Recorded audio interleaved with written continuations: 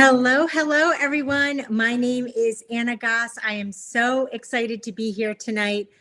So, first, I would love to introduce my lovely florist. Like I said, her name is Susan Davis. Her handle is @FreshDesignFlorists. And I want to tell you a little bit about her. So, Susan started her career in floral design 30 years ago. She started with a film and television degree, and that cultivated her love of the arts. So it all makes sense. She's an artist. And what I love is that even after 30 years, weddings and events still make her heart skip a beat. I am really excited because, like many of you, I have received a Harry and David gift box. So I kind of wanted to jump in and see what is in here. So, of course, I got my pears, which, are the most special. I love pears. I think it's the best winter fruit. And Harry and David has incredibly special pears. I think when most people think of Harry and David, they think of these pears. That beautiful gold foil, the fact that they're just so plump, so juicy. But some really interesting information about Harry and David pears. Number one, they've been growing these pears for over 100 years in Southern Oregon. So I think that makes them a kind of an expert. They are more delicate and juicier than your average pear. I think they've done a lot as far as cultivating the perfect fruit.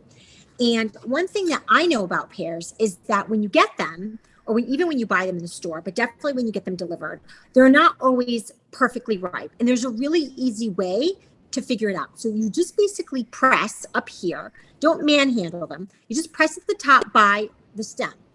If you have a little bit of a give, you know it's ready to eat. The other great thing about pears is I think a lot of people have different preferences. Some people actually like them really hard. I like them a little bit more on the ripe side. So when I bring home pears or get pears, my family and I there's always like a perfect pear for everybody. Another really interesting fact I learned about pears is they're one of the only fruits that don't ripen completely on the vine. So you have to pick them. So Harry and David is doing the right thing. They're picking them and they're shipping them all over. And they're giving us this incredibly special pear. And I know you've seen pears in the grocery store. They do not look like these pears. These are so round. I love the gold foil, the green wrap. You just know you're getting a super special pear. So in order to really appreciate this pear, I figured I needed to make a dessert that really showcased it. So today I'm going to show you how I made a really delicious chocolate pear loaf cake. And chocolate and pears might not be a really common combination, but actually, and I am Italian, I could probably tell by the way I wave my hands around, but Italians love chocolate and pears. So in the winter, most bakeries will have some sort of torte or pie or something that has both chocolate and pears in them. So as far as this pear, it's special. It's amazing. I wanted to really showcase it. And I thought the best way to showcase it was with this torte where I'm actually going to use the full pear.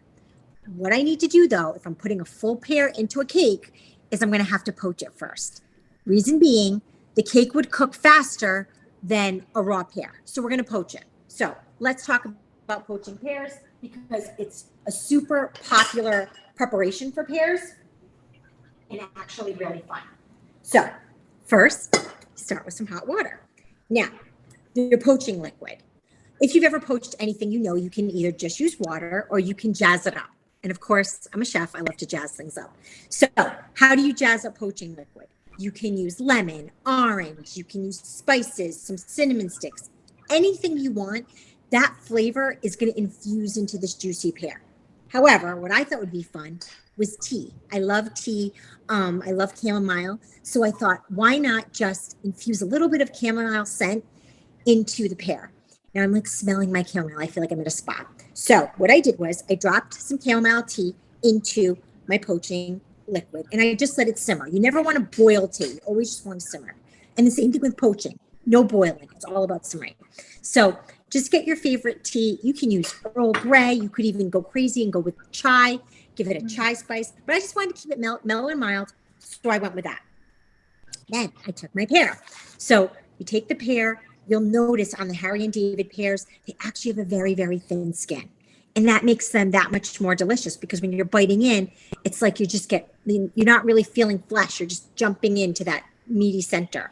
So you're going to peel your pear. And I like to leave a little bit on the top because it kind of pokes out of the top of the cake. And I just kind of think that looks pretty. So leave the stem on, leave a little bit of the top color, and then just drop it into the poaching liquid. You're going to want to make sure that it's fully covered. And then you're just going to get it on the stove and start to poach, meaning simmer the water. You're going to get that going. All right. So Anna, can I ask a quick question? Yes. What stage? First of all, I cannot wait to be done this and go poach a pear just to freak out everybody I know that I just poached something. But secondly, do you use a really ripe pear to poach, or do you get it right when it's not so ripe? Excellent question. That was actually my next point. If you're going to poach a pear, you do not want to poach a ripe pear. It will turn to pear pudding. Like it's just going to kind of dissolve on you. You're going to want, so for example, if you order some Harry and David pears, any type of fruit, the longer it sits, the more ripe it gets. And especially this, because this starts ripening the minute you take it from, well, anything you take off the stem, that's when it's going to start really ripening at an accelerated pace. So as soon as you open up that box, peel them away and get them poaching. I have a range, 10 to 25 minutes, which seems kind of frustrating. Like, lady, that's a big range. It's because if your pear is on the more ripe side, 100%, you're going to poach it for just 10 minutes. If you have like really hard pear, you know that's like super fresh, just came off the vine, then you're going to need a longer poach time. How do you know when it's poached? Just the same way you know when a potato is cooked. You poke it. If you don't get a lot of resistance, it's ready to go. If you poke it and the flesh starts kind of falling off, you know you've poached it too long. Take it out, make some pear sauce. It's delicious, just like applesauce, and start again. But yeah, so that's the answer to that, and that's really important. So we're going to have that simmer. I know, so I got these from Harry and David at the top of the week. So I know that this pear is not going to take very long. So we're going to let that poach away. And then we're going to talk about the topping of this cake. And that is chocolate ganache. I figured it's the holiday season. I want things to be a little bit extra decked in. So I made some ganache. The lovely thing about this cake, if you just want to serve it like as a tea cake in the middle of the week, you can skip the ganache. But if you kind of want it as kind of like a showstopper, end of dinner, you have some friends over, I definitely recommend the ganache. And even though ganache is a very fancy French word, ganache is super simple to make. So I just wanted to demo that real quick. So in a bowl, I have chocolate chips. Now, when you're making a ganache, you're going to want a really good chocolate. Why? It's the star, right? Anytime you're using a few ingredients and they're all going to shine, you want to use high quality. So get a really high quality chocolate. I'm not going to tell if you use, cheap chocolate chips. It's still going to taste great. It's chocolate. But the better the chocolate, the better the ganache. Now, that just sits in the bowl. You don't have to worry about tempering or anything fancy. Your chocolate does not go on the stove. That's just right in your bowl. What goes on the stove is your hot liquids. We're going to get butter, heavy cream. I'm going to throw that in. A little bit of sugar, and we're just going to bring that up. Now, you don't ever want to boil dairy, but we're just going to get it hot enough that we can get it in here, melt this chocolate up, and make the ganache. The other thing I'm going to add to the ganache is some vanilla extract. Just adds a little oomph. But, you could add any extract you want. You know what tastes really great in here, if you can get your hands on it, is some almond essence or orange. I don't know if you ever had one of those chocolate oranges. I love the combo of chocolate and orange. So I'm just going to add my vanilla. And I'm going to give my pear a little bit of a check. The thing about poaching is you want to make sure that it's fully submerged. You don't want your pear, poking out, because what's going to happen is the underbottom is going to get cooked. The top's still going to be hard. So if you just notice that it's a little bit out of the water, that's okay. Just keep it moving around. Like I said, this pear is not going to take very long. Now, same thing with that heavy cream and that butter. I got the butter moving. I got the cream in there. As soon as I see it start to bubble up along the sides, that cream is ready to go. All right, give it a little zhuzh. I'm going to turn down my tea, my poaching limit, because I know that that's getting really hot.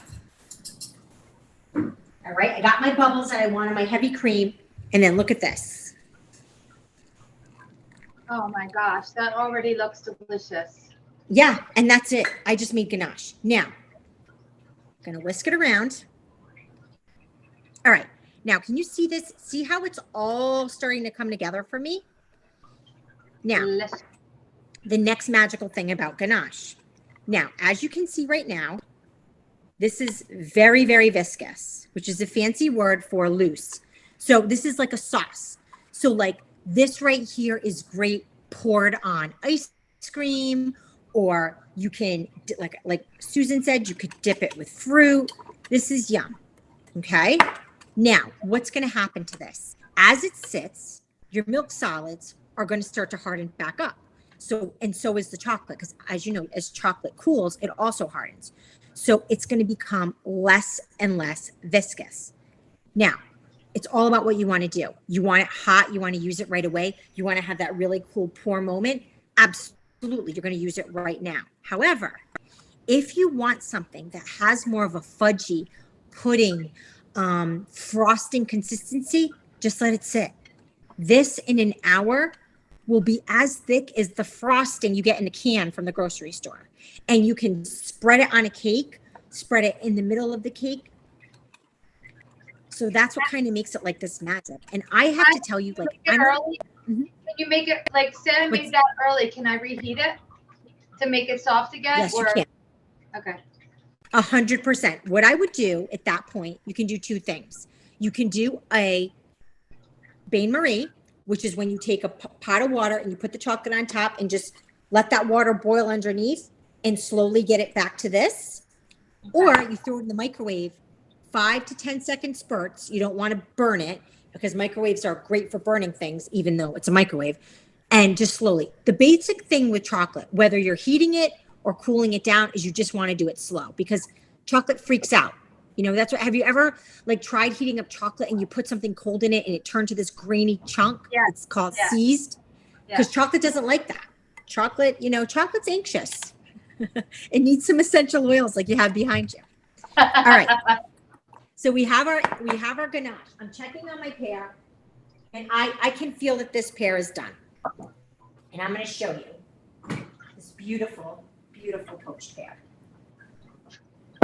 Now, again, if I had, you know, went to the grocery store this morning and they were just taking the pears out of the crates and putting them up, and I grabbed it and it was really hard, this would be 20 minutes. The other thing, remember, we're fancy tonight. We have Harry and David pears, and they have that thinner skin. They are super fresh. They are really juicy, so they take less time to poach. So even when I made the cake the first time and I had brand new Harry and David pears, it was only like 12 minutes, because it's just a really special pear. So there it is. All right. So now at this point with this beautiful pear, I am going to leave it whole. I'm going to take a loaf pan. I hope you all do this. You have a simple chocolate cake recipe in the chocolate torte recipe that I gave you. Very simple chocolate cake. It's going to go in a loaf pan. We are going to take our 3 Harry and David pears and we're going to place them into the loaf pan. Put a little layer of that batter on the bottom. Make a little bed for it. Place them in, and then you just pour your batter with a spoon all around those pears, and it bakes up right on top of the pears. And remember I said I'd like to keep the stem on, because I love seeing that little stem come out. Now, you see this? This is lots of parchment. This is called overlaying your parchment. The reason I love to do this with brownies, anything in a loaf or in a square, is because then I can do this. Oh, wow. Yeah. Make yourself some handles. So when you put something in a loaf pan, get it in, put your parchment, they call it parchment overlay, and then you can pull it right out. So I'm going to pull it right out. Don't need this.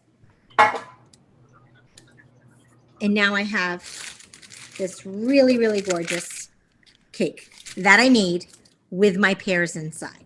Now, let's look at this ganache. Still pretty pourable.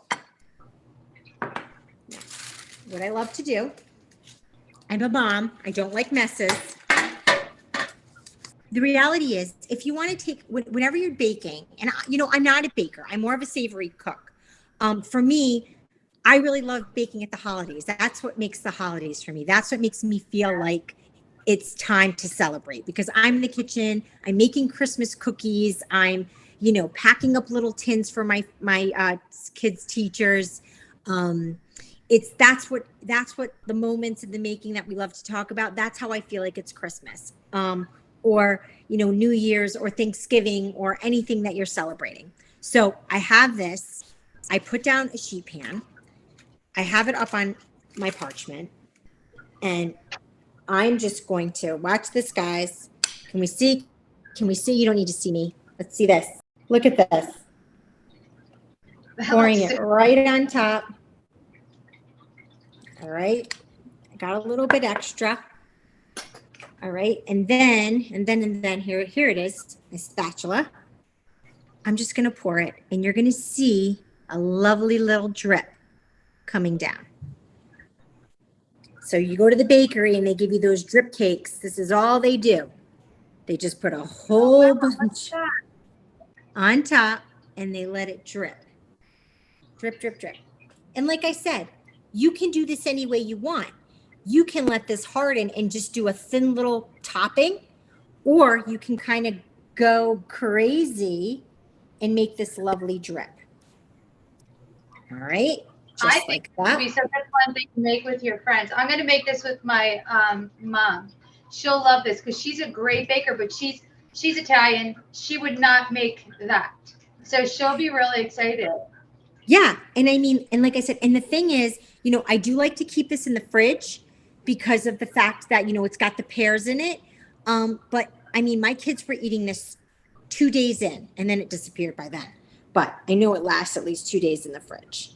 All right, so a little ganache left over, cook's treat. But see, we go. So, I mean, how pretty is that, And what happens, what you'll see, so right now it's really wet, but it's going to harden. And then it just becomes like this fudgy, delicious topping.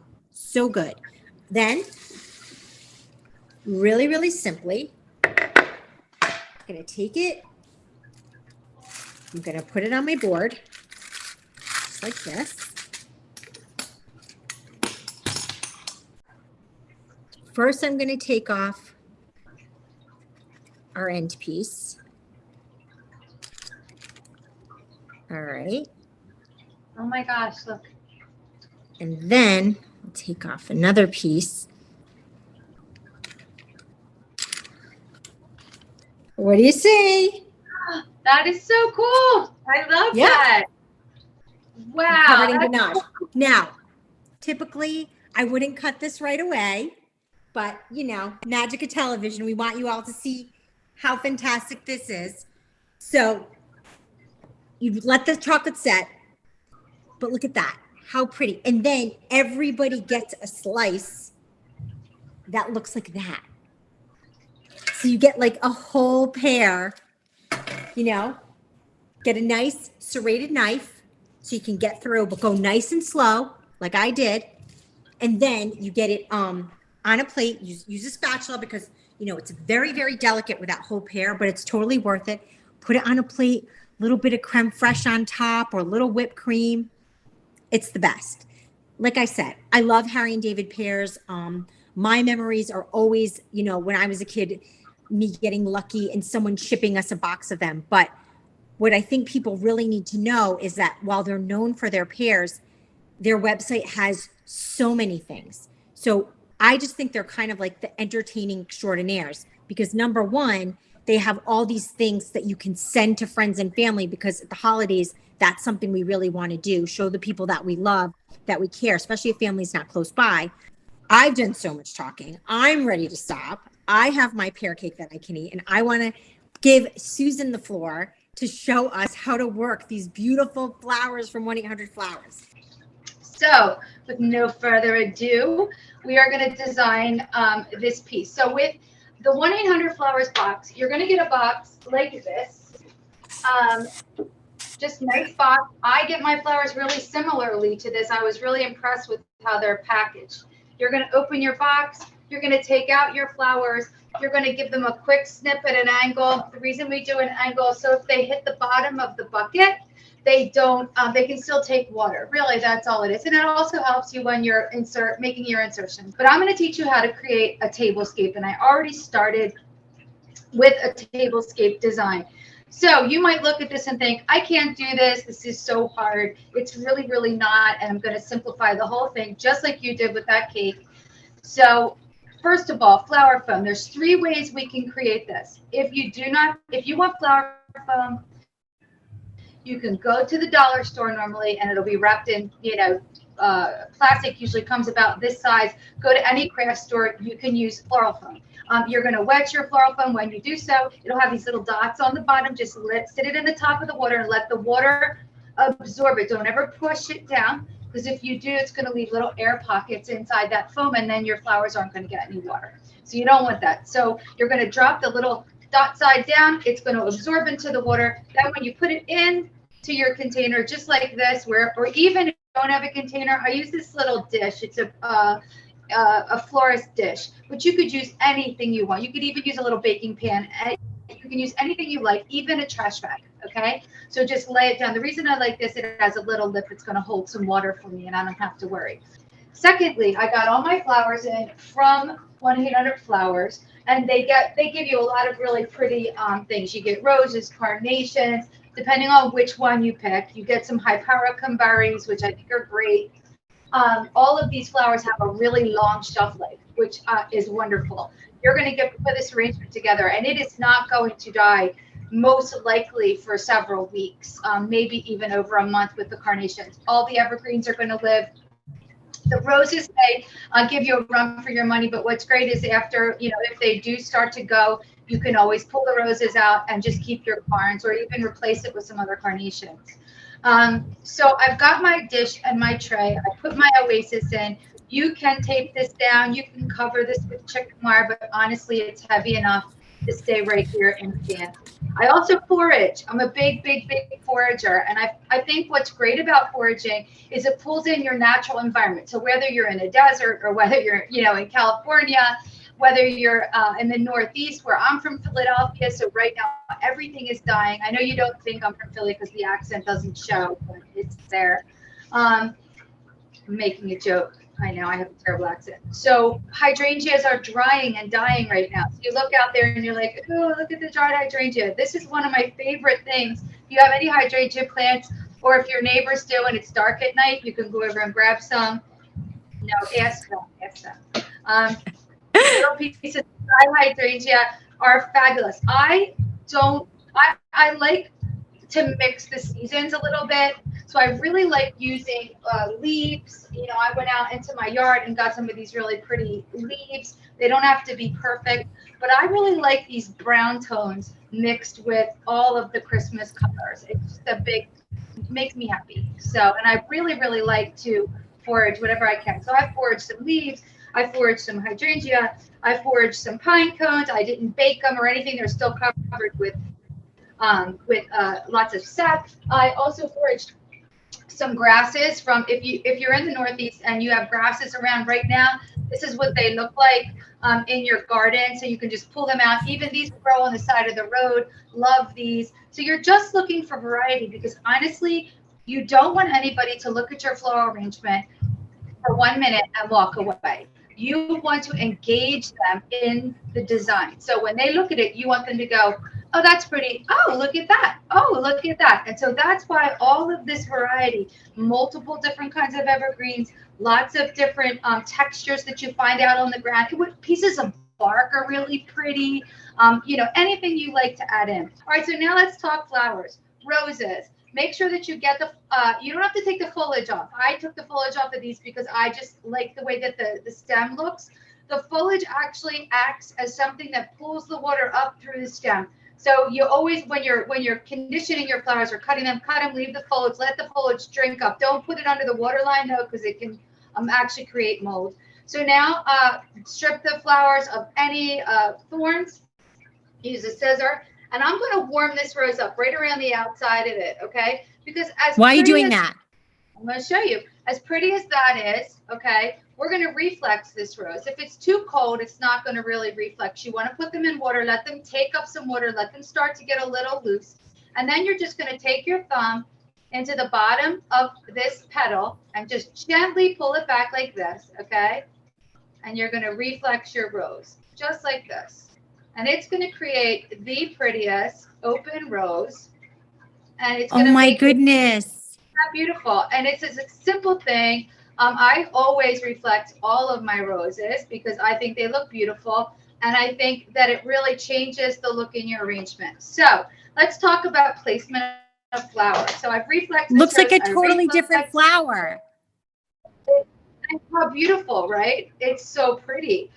Don't get upset if you get a little bit of breakage on the petal. It's okay. Red roses are extremely, extremely strong. So don't worry if they break a little bit. Look how much more natural that is. One of the other things I really like to do with the rose, I like to see different types of roses in my arrangement. So one super wide and reflexed, one really tight, maybe one, then you take this one. And what's really fun is when you take the middle out of the rose, okay? Just pull that little bit of petals, and how pretty is this on your table? Just lay the rose petals around, put your placemat right on top of that. And now if you look inside that rose, you get this, which looks like a really beautiful rose you grew in your garden because you have this really pretty yellow center. So I feel like that adds another element to your arrangement that people are going to be surprised. They're not going to believe that you did that. So what you're going to do when you decide to design with your flowers, you're going to recut them as you put them in. You always want to think about, how they grow. Okay. So a simple tip from me is that when you design from a point. Okay. So don't just start stuffing things in. Figure that flowers will grow from this point and you want them to come up, up, up, up. So when I design, I put one here. I'm going to put them in together. Okay. Just like that. Make sure they're a little bit below the water line. So nice. Around the base, I put the leaves. I'm covering up my base. You can use anything you like, but in your bundle from 1-800-Flowers, you're going to get this really pretty evergreen, and you can use this. You can cut it short, and you can I like a variety of things, and I like them to stick out. Okay, don't forget the back side of your arrangement. I'm going to do one side because, TV. But what's nice about this is you want this to look like a garden. I call this a table garden because I wanted to feel like things are growing from this center. So I put my hydrangea in flat in this center, just laid it flat, okay? And the reason for that is because you want to get dimension in your flower arrangement. So you want to be able to look like sort of crawl through them, all right? So laying things flat is a great way to do that. Another thing you can lay flat is your carnation. And nobody would normally think to do this, but you're going to squeeze the back of your carnation like that. You're going to open it up with your fingers. Don't worry, you're not going to hurt it. Okay. Now you've got more space. We're going to cut this guy super short. Okay. And we're just going to put this in just like that. We're going to lay it almost flat, like it's just sitting there, just like this. And that's going to add all of this interest in the inside of your arrangement. So after you put one in, you want to put another one in. And I'm going to put this one really, really tall. Okay. The other thing you want to think about is not having things at the same level. So I have one down here, one here, one here. Always think steps. Always think walking up. You're also making it look so like natural, like in its normal habitat, like Yes. things blooming, things not so bloomed, things high, things low. So almost like visualizing what it would look like in reality, out in the garden. And it's an easy design. Okay. This is something your kids can do. You can do. Honestly, it's not a hard arrangement. I have taught this arrangement to thousands of people, literally. And everybody's so excited when it's done because they created something so beautiful without a lot of effort. So just remembering those simple things like putting things in levels, like you're walking up. I always call it a Super Mario Brothers. You know how he's like, doo, doo, doo, doo, doo, doo, doo, you know, Yeah. from thing to thing. I love that. So, and also working in 2s, 1s, and 3s all the time. So right What now, does that I want mean? this, What does that means mean? 2 roses together, 1 Okay. rose. Okay. Ah. 2 combinations or 3. But when I do this, I normally work in 2s and 1s. Okay, in this particular, but you can add 3. So if I were to do a 3rd rose, for example, I would put that rose all the way up like that. Okay, so it's a 1, 2, 3. The reason I like to work in 2s in this particular design or 1s is because it's not, I don't want it to start to look like your typical floral arrangement. I want it to look more like a garden. So I'm going to work in it like that. The Hypericum berries are so pretty. These berries you can either use singly, like as a whole clump, or you can take some of these and just kind of cut them up and use them again. I like to call this the forest floor, okay, because we're just taking the bottom, and instead of just covering the whole thing up with moss or something like that, we're making something of interest in the bottom, okay? You also want to think about another thing when you're creating this. You want to think about how your guests can communicate with each other. So you want to put your elbow on the table, you want to put your fist up. That's where people's eyesight is going to stop, okay? Just like this. Just like this. Anything above here is going to block their view. That doesn't mean don't put things there. It just means keep it airy here, okay? Because if I'm sitting here, I can still talk to you, but you want to use your bulk below your fist line, okay? So that's another thing. All right, so you can see how that's the worst, right? Like when you're at a wedding and you're trying to talk to someone across the table and you have like and you're like, hey.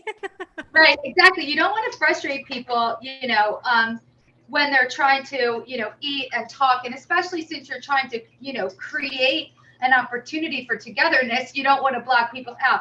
But one of the beautiful things about this arrangement is it is a conversation piece, because now people are forced to look through this arrangement and talk about it. And it's really fun, especially if you created it and as the hostess. So another thing I love to use are these Christmas balls. So they give you these in your some of the different assortments from 1-800-Flowers. You don't want to go in, like, you want to keep something out. You always want to be thinking depth, and then you want to go in real. I'm going to go in real tight with this next one. So see how I work in 2s? You see? But what I did 1 rose here, but then I did 2 things right here. I did 2 pine cones, 1 pear, 2 carns, 2 roses, 1 grass, 1 grass. And that's all you need to know, that when you're putting them in together, make sure that you design them like this, coming from the same spot, okay? And do your reflexing, which is really fun, which is opening your roses. And then if you don't want to reflex all of your roses, then you can take one. And if you're going to use a rose bud, I would suggest you use the rose bud by itself and really tall. Okay, so I'd probably put that maybe, you know, sort of up here. This was honestly such a joy for me. You know, Harry and David wanted us to talk about our best holiday moment. This was such a great holiday moment for me because I learned so much. I'm so inspired by you, Susan. Thank you, everyone. I hope you all have the most fantastic and fun holiday season. And once again, Susan, thanks so much for your time. Of course. Thank you, guys. Have a great holiday and show me what you made. Yes, me too. All right, everybody. Have a great night. Bye now. Bye.